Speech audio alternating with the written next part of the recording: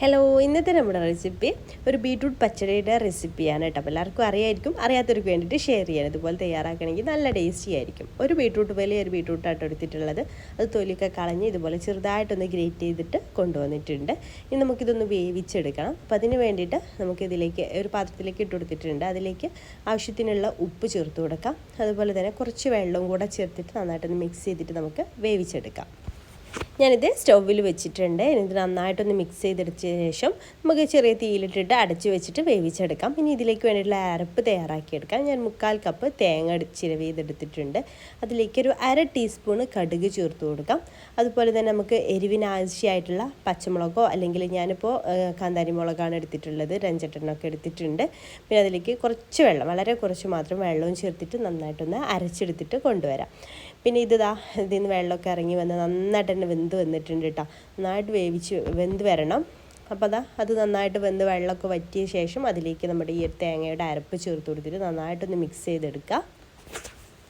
തേങ്ങയൊക്കെ ചേർത്തിട്ട് ഒരുപാട് സമയം വയ്ക്കൊന്നും വേണ്ട, ജസ്റ്റ് ആ തേങ്ങയൊക്കെ ഒന്ന് ചൂടായി കിട്ടിയാൽ മതി. അപ്പോൾ തേങ്ങയൊക്കെ നന്നായിട്ട് തന്നെ ചൂടായി വന്നിട്ടുണ്ട്. ഇനി നമുക്കതിലേക്ക് തൈര് കൂടെ ചേർത്ത് കൊടുക്കണം കേട്ടോ. അപ്പോൾ തൈരൊക്കെ നിങ്ങളുടെ പുളിക്കൊക്കെ അനുസരിച്ച് ചെറുത് അധികം പുളി ഇല്ലാത്ത തൈരാണ്. അപ്പോൾ അത് ഞാൻ 1/4 കപ്പ് ചേർത്ത് കൊടുത്തിട്ടുണ്ട് കേട്ടോ. അപ്പോൾ നിങ്ങൾക്ക് പുളിക്കൊക്കെ അനുസരിച്ച് നിങ്ങൾ ചേർത്ത് കൊടുക്കുക. എന്നിട്ട് തൈരും കൂടെ ചേർത്തിട്ട് നന്നായിട്ടൊന്ന് മിക്സ് ചെയ്തെടുക്കുക. തൈര് ചേർത്ത ശേഷം പിന്നീട് നമ്മളത് ചൂടാക്കേണ്ടയോ അതേപോലെ തിളപ്പിക്കേണ്ടതെന്ന് ആവശ്യമില്ല കേട്ടോ. തിളപ്പിക്കുന്നത് ചെയ്യരുത്, ജസ്റ്റ് വേണമെങ്കിൽ ചൂടാക്കി എടുക്കാമെന്നേ ഉള്ളൂ. തൈരൊക്കെ ചേർത്ത് എല്ലാ ഭാഗത്തേക്കും തൈര് എത്തുന്ന രീതിയിൽ നന്നായിട്ടൊന്ന് മിക്സ് ചെയ്തെടുത്തിട്ടുണ്ട്. നന്നായിട്ട് മിക്സ് ചെയ്തെടുത്ത ശേഷം ഞാൻ ഫ്ലെയിം അങ്ങ് ഓഫ് ചെയ്യാണ്. പിന്നീട് ഞാൻ തിളപ്പിക്കുന്ന അതുപോലെ ചൂടാക്കുന്നതൊന്നും ഇല്ല കേട്ടോ. പിന്നെ ഇത് മൺചട്ടിയാണ്. മൺചട്ടിയിൽ കിടന്നാൽ തന്നെ അത് പിന്നീട് അങ്ങനെ തിളച്ചുകൊണ്ട് വരും. ഉപ്പ് കുറവായി തോന്നിയപ്പോൾ കുറച്ചുകൂടെ ഉപ്പൊന്ന് ആഡ് ചെയ്തിട്ട് നന്നായിട്ടൊന്ന് മിക്സ് ചെയ്തെടുക്കുന്നുണ്ട്. ഇത്രയും ആയി കഴിഞ്ഞാൽ നമുക്കതിലേക്ക് കുറച്ച് ഐറ്റംസ് താളിച്ചൊഴിച്ച് കൊടുക്കാനുണ്ട്. അപ്പോൾ അതിന് വേണ്ടിയിട്ട് ചെറിയൊരു പാൻ സ്റ്റൗവിൽ വെച്ചിട്ടുണ്ട്. പാനൊന്ന് ചൂടായിട്ട് വരുമ്പോൾ നമുക്കതിലേക്ക് വെളിച്ചെണ്ണ ഒഴിച്ച് കൊടുക്കാം. വെളിച്ചെണ്ണയിലാണ് കേട്ടോ നമ്മളിത് താളിച്ചൊഴിച്ച് കൊടുക്കുന്നത്. അപ്പോൾ വെളിച്ചെണ്ണ ഒഴിച്ച് കൊടുക്കാം.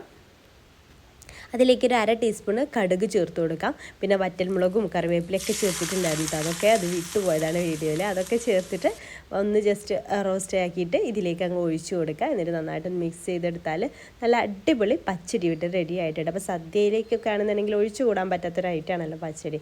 ബീട്രൂട്ട് പച്ചടി പ്രത്യേകം ആ ഒരു ഇലയിലെ ഒരു ഭംഗി കൊടുക്കുന്ന ഒരു ഐറ്റം കൂടാണ്.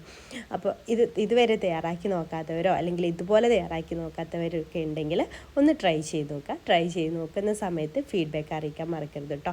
ഞങ്ങളുടെയൊക്കെ ഒരു ഫേവറേറ്റ് ആയിട്ടാണ് ഈ ഒരു പച്ചടി എന്ന് പറയുന്നത്. അപ്പോൾ എന്തായാലും ഒന്ന് ട്രൈ ചെയ്ത് നോക്കിയിട്ട് ഫീഡ്ബാക്ക് അറിയിക്കാം കേട്ടോ. ഇൻഷാ അല്ലാഹ് പുതിയൊരു നല്ലൊരു വീഡിയോ ആയിട്ട് നമുക്ക് വീണ്ടും കാണാം. താങ്ക്